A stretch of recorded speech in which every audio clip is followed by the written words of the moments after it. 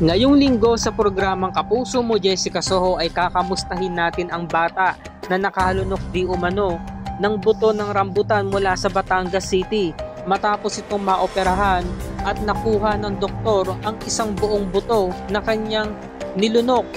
Kamusta na kaya ang kanyang kalagayan matapos itong maswerteng nakaligtas sa bingit ng kanyang kamatayan?